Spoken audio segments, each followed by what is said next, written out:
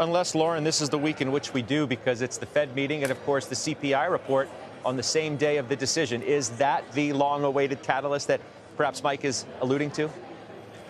Look, I think that we're likely to see from the Fed and from inflation on Wednesday is just more of the same.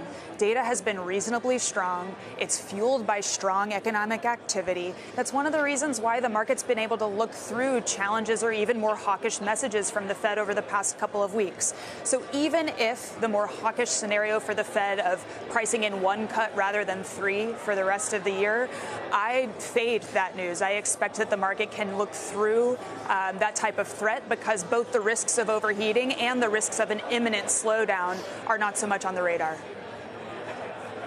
Mike, I don't know, maybe more of the same means that tech continues to lead. Is that more of the same as well, as we see the NASDAQ maybe fall short of a new closing high today? It's in sight, obviously, as we're showing you on the screen here. We're awfully close, and it's because NVIDIA has been doing quite well. Apple has too. Now it's pulling back a little bit today, but this has been the space to be yet again.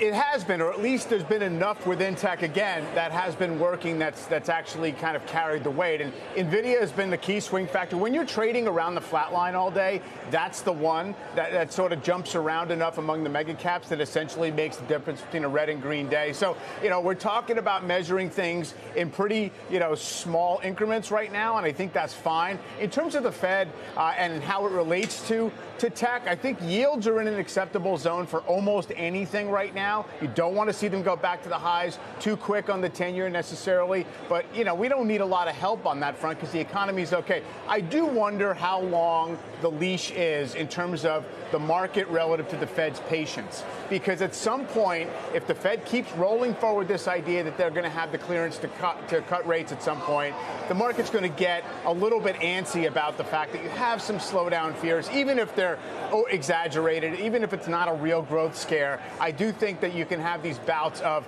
oh no, the Fed has it wrong, and then you maybe get an excuse for a sell-off. Or for that matter, if we get a really tame inflation number on Wednesday, that's going to be seen as a green light.